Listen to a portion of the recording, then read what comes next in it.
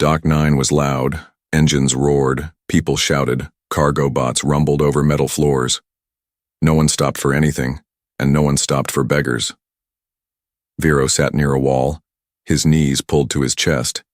His clothes were ripped, his skin was dry and cracked. His long ears twitched with every noise, but his eyes didn't move. They were locked on the small blanket beside him. A tiny shape lay under it, breathing slow. His daughter, Sira. She was sick, too sick to cry, too sick to wake. Vero had wrapped her in his last jacket. Now he was cold, but he didn't care. He held a cardboard sign, written in 3 languages. Please, work, not credits. I have a child. Most people didn't even look at it. A few laughed. One threw an empty food pack at his feet. Vero didn't speak, didn't beg, just waited. But time was running out. Across the dock, a human worked under a transport ship. Grease covered his arms. His shirt was half torn from welding sparks. He had a strong build and a tired look. Dane. A mechanic. A nobody, just trying to keep his tools and his quiet life. Dane looked up, saw the crowd move past something, ignored something. He wiped sweat from his forehead, looked closer. That's when he saw Vero and the small shape beside him. He stood, grabbed a can of water from his bench, and walked over. Slowly. Vero saw the boots first, stopped breathing for a second, then looked up. The human crouched down, held out the water. Vero blinked. I don't want charity. Dane said nothing, just set the can down, then pointed at the sign. You say you can work? Vero nodded. I was an engineer, before everything, Dane said, cutting him off. He knew that story. He'd heard it 1,000 times, but something in Vero's eyes made him pause. You fix engines? Dane asked. Not fast, but yes. Good with hands? Yes. Dane stood up. Come with me. Vero looked back at the blanket. She can't walk. Dane sighed, then walked over and picked Sira up, carefully, wrapped her tighter in the jacket. She's light, he said. Too light. Vero followed. Inside Dane's small workshop, it was hot and smelled like old oil. He set Sira on a cot in the corner, covered her with a fresh blanket, then handed Vero a wrench. 1 hour, Dane said. Fix the leak under that lift. No lies. Vero looked at the tool. His hands shook, but he nodded and dropped to his knees. For the next hour, Dane watched in silence. Vero didn't speak, didn't beg, just worked. His fingers bled from sharp edges. His hands slipped once, but he kept going. When he finished, he backed away, sat on the floor, breathing hard. Dane checked the work. It wasn't perfect, but it was real. He tossed Vero a protein bar. You eat first, Dane said. Then we talk. Vero took it but didn't eat right away. He looked at his daughter, still asleep on the cot, then back at the human. Why are you helping me? Dane shrugged. Because someone should have helped my dad, and no one did. Vero finally took a bite. His throat shook. His eyes burned. He looked down, then whispered, thank you. Outside ships came and went. The dock stayed loud, but for the first time in 10 days, Vero wasn't begging. He was working. The sun lamps above Dock 9 flickered weakly the next morning. Another ship left. Another ship landed. But inside the small metal garage on the edge of the dock, it was quiet. Vero sat on the cold floor, eating the last of the protein bar. He chewed slowly, gratefully. Sira still slept, wrapped in the thick blanket Dane had given them. Her tiny chest rose and fell. Her skin was still pale, but she was warm. That alone felt like a miracle. Dane walked in holding a mug of bitter-smelling coffee. He didn't smile. He rarely did, but he grunted once and nodded. Ready to work? Vero stood, wobbled slightly, but nodded. Dane tossed him a cleaning cloth. You're scrubbing oil filters today. If you're slow, don't fake it. If you're tired, say so. Vero caught the cloth. No lies, he said quietly. Dane gave the smallest hint of a smile. For 2 hours they worked side by side. Dane didn't talk much. He just handed Vero tools, checked the work, and pointed when things needed fixing. Vero moved slower than Dane, but he didn't stop, not once. At midday, Sira finally woke up. She sat up, blinking at the metal ceiling. Then her eyes found her father. He smiled. A real smile. She ran to him and hugged him tightly. Dane didn't say anything, just watched. Then tossed a small packet of crackers toward her. Eat, he said. Sira looked at the packet, then at Dane, then back at her father. Is he mean? She whispered. Vero shook his head. No, just tired. That night, Vero sat outside the garage, staring at the stars between ships. Sira lay beside him, her head on his lap. Dane sat on the opposite side of the fire barrel, sharpening a tool. Vero cleared his throat. I was a systems teacher, he said. Dane looked up. Before the war, Vero continued. My wife. She was a translator. She died during the evacuation. Dane said nothing. He just listened. We were promised relocation, Vero said softly. Instead, we got held in processing camps. People died there too. He looked down at his daughter. She almost did? Dane spoke quietly. I lost my crew on Vecra 7. I was the only one who walked out. Vero looked up. Why you? Dane didn't answer, just stared at the fire. Then finally said, Doesn't matter, I'm here now. Silence stretched between them. Then Vero asked, Are we safe here? Dane answered without looking. No one's safe out here, but you're safer than you were yesterday. That night, Vero tucked Sira into the cot again. She whispered, Do you think he likes us? Vero kissed her forehead. I think he respects us. And that was more than either of them had felt in a long, long time.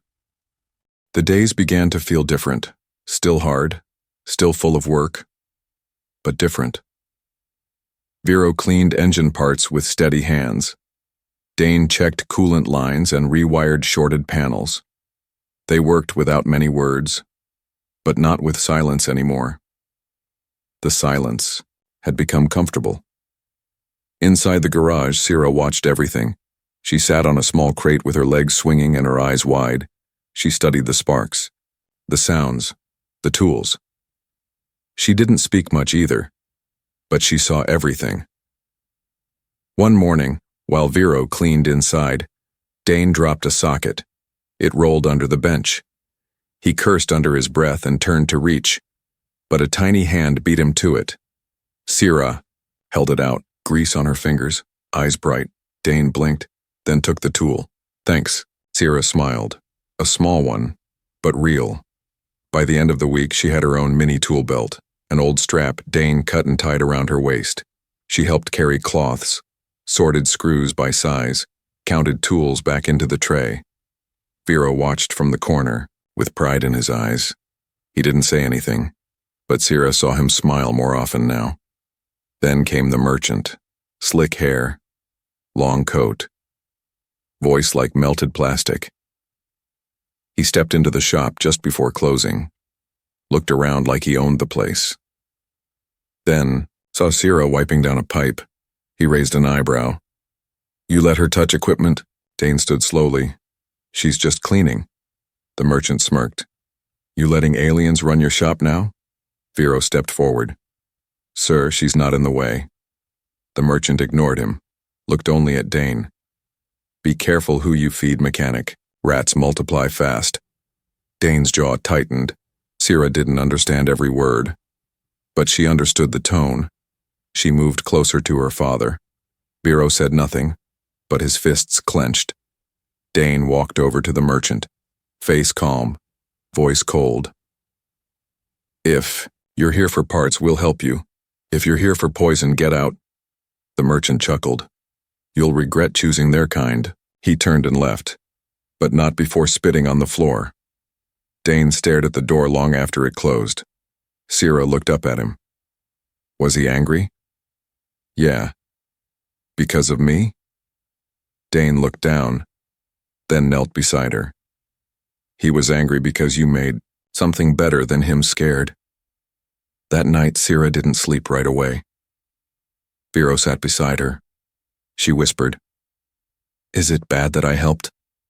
No, he said softly. It's brave. Across the room, Dane oiled a tool slowly. He looked at Sierra, then at Vero, and thought, this shop used to be quiet. Now it feels like something I don't want to lose. But outside the door, a file was already being written, an official complaint. Unauthorized alien presence. Doc 9 was watching, and not everyone wanted to see an alien child helping a human succeed. Morning. Came quiet, too quiet. Even the dock loaders hummed softer. Inside the garage, Dane adjusted a plasma wrench. Vero organized tool bins, and Sierra counted bolts like she always did. Everything seemed normal, until the knock, heavy, cold, mechanical. Dane opened the door. 2 station security officers stood outside. Black armor, gray, visors. No smiles. Mechanic Dane Cal, one said. Dane nodded once. You have unauthorized beings working on a registered dock. Dane didn't flinch. He stepped outside, closing the door behind him. They're not working. They're living. That girl's 5. The man's a refugee. The officer held up a scanner. Complaint logged. Photos submitted. Witness report. This isn't about charity. It's about rules. Dane crossed his arms. Since when did helping someone become illegal? The second officer stepped forward. If you interfere, we charge you too. Behind the door, Vero listened, holding his daughter close. Sierra gripped his sleeve wide-eyed. Dane didn't move. He spoke slow, controlled. You see a problem? I see a man doing his best to survive. And a child who just wants to stay warm. You. Officer sighed. This is your warning. He tapped the scanner. One more report and they're gone. He leaned in closer. And next time we won't knock. They turned and left. Dane stayed at the door a long time, breathing deep, hands shaking. He walked back inside. Vero stood up fast. I'm sorry, he said. We can leave. Dane raised a hand. No one's leaving. Vero looked confused. But you're not a risk, Dane said. He pointed to the scanner still glowing in his hand. This system is the risk. He walked over to the workbench, set down the scanner, then looked at both of them. They'll come back. So next time, we're ready. Vero frowned. Ready how? We get papers, proof, a contract. If I have to bend the law, I will. Sierra tugged on Dane's jacket. He looked down. She held out one of his broken spanners. It's cracked, she said. Dane smiled, barely, then knelt beside her. So we fix it, he said. That night, Vero sat outside the shop, watching the stars. Dane sat next to him with a thermal blanket and 2 mugs of cheap warm brew. I didn't think you'd defend us, Vero said. Dane took a sip. Didn't plan to. I just did. Why? Dane shrugged. Because someone had to. The wind howled through Dock 9, but inside that small garage, the fire burned stronger than ever. The days that followed were full, not easy, but full. Inside the garage, metal clanged, sparks flew, and voices, soft at first, began to rise, not in anger, in laughter. Vero stood beside a repair bay, welding slow and steady. His hands didn't shake, anymore. His back stayed straight. Dane had taught him how to balance pressure with heat. Let the torch breathe, Dane would say, and the metal will listen. Vero was listening now, not just to tools, but to himself. And Sierra? She had her own bench now, a small one in the corner, labeled with her name, handwritten on old tape. She sorted bolts by type, learned wire colors, even drew her own repair plans. in chalk on the floor. Sometimes she hummed while she worked. Sometimes she laughed. And every time she did, Dane looked up from his tools, just to hear it again. They shared meals in the corner now. Rough bread, engine hot stew. Dane cooked. Vero cleaned. Sierra told stories about the stars she wanted to visit one day. She said she'd name a planet after Dane. He said, "Make it a quiet one." She said, "No, it'll have fireworks." One evening, Vero set down his wrench and looked at Dane. "You gave us more than work." Dane didn't look up, just gave you a place to be useful. Vero smiled. "No," he said. "You gave us a place to be alive." Dane paused, set down the tool, wiped his hands on his shirt. "I didn't plan to do that," he said. Vero nodded. "Sometimes the best things aren't planned." That night, after Sierra had gone to sleep, Vero sat outside the garage with Dane. The air was still. Stars blinked between landing lights. Vero spoke first. "There's a contract on the table, isn't there?" Dane didn't answer. "You were offered work, real work, more pay, more tech." Still no answer. Vero turned to him. "They told you to drop us." Dane looked away, then nodded once. "Yes." Vero's jaw tightened. "I understand."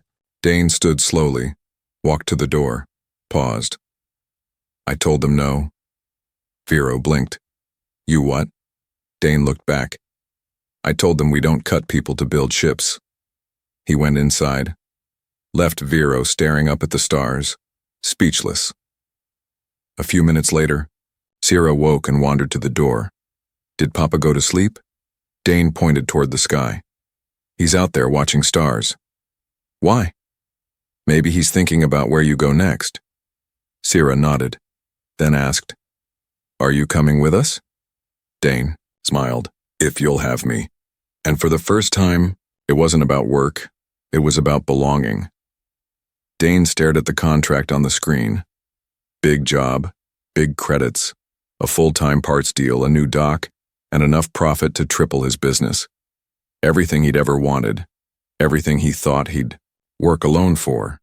But at the bottom of the contract, written in cold text, was one small line.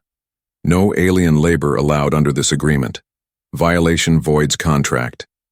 He stood in the middle of his garage, grease on his arms, metal chips at his feet, and behind him Vero tightened a bolt on a coolant line. Sierra sat on a crate drawing stars on the wall. He hadn't told them yet, didn't want to, but it was eating at him. That night Dane stood by the fire barrel outside the garage. Vero joined him. "You're quiet today," Vero said. Dane didn't answer. "You got an offer, didn't you?" Still silence. "A good one," Vero guessed. Dane nodded. "And they told you to let us go," Vero said softly. Still no answer. But that was the answer. Vero stepped back, his face calm. "Too calm. I understand." "No," Dane said. "You don't." Vero picked up his bag from inside. He'd packed it fast. Quietly, he knelt and whispered something to Sierra. She hugged him tight. Didn't cry. Not yet. Dane watched them, his fists clenched, his jaw tight. He walked over. "You're just gonna leave?" he said. Vero looked up. "You gave us a second chance. I won't make you pay for it." Dane stared at the bag, then reached for the contract on his bench, looked at it once, then tore it in half. Slow, loud, final. Vero froze. "Why?" Dane dropped the paper in the barrel fire, watched it burn. "Because I build engines with tools, not with silence." Sierra stepped forward, pulled something from her pocket. A tiny drawing of their ship with 3 stick figures. One tall, one medium, one small. She gave it to Dane. "That's us," she said. He took it, didn't speak, just nodded. Later that night, Vero stood by the door, bag still packed. "You sure?" he asked. Dane sat on a crate drinking from a metal cup. "I'd rather lose contracts," he said, "than lose my reason for building anything at all." Sierra climbed onto the crate beside him, rested her head on his arm. He didn't pull away. In the dark, the fire burned steady, And inside the garage, they didn't say family, but that's what it was. Dock 9 had always been noisy. Engines, warnings, voices, but something new had joined the sound. Laughter. It started small. A girl's voice echoing from the corner of the garage. Sierra, drawing stars on the wall with a greasy finger. Then a second. Voice Vero, teaching a merchant's son how to patch a cracked vent pipe. Then more. Word spread. Not official news, just whispers. There's a human on Dock 9 who helped one of them. Didn't report the alien. Didn't turn away the child. He stayed. One by one people came. Some were quiet, some scared, some just broken. Dane didn't turn them away. He didn't talk much, didn't smile often, but he made space, gave tools, offered work. No one asked him why anymore, because they already knew. His garage grew busier. He built more benches. Sierra made nameplates out of scrap. This is where second chances go, she told a boy who was missing 3 fingers in trust. He smiled anyway. One day, a man in a fancy uniform came, from the trade board, took one look at the team. Illegal, unregistered, uncontrolled. Dane handed him a list. Names, skills, contracts, legal signed, quiet. The man stared. You planned this? Dane shrugged. No. I just never gave up on people. That night, Sierra gave him a gift. A tiny toy engine, handmade from junk parts, painted purple and gold. Your own ship, she said proudly. He looked at it, turned it over in his hand. It didn't run, it didn't fly. But it meant something. Why, me? Dane asked. Sierra tilted her head. Because when my papa had no voice, you heard him anyway. Outside the stars blinked, ships landed, people left. But Dane stayed. He didn't build the fastest ships or the prettiest, but he built hope. One part, one person, one day at a time. He never asked to be a hero. He just stayed when no one else did, and somehow, that was enough.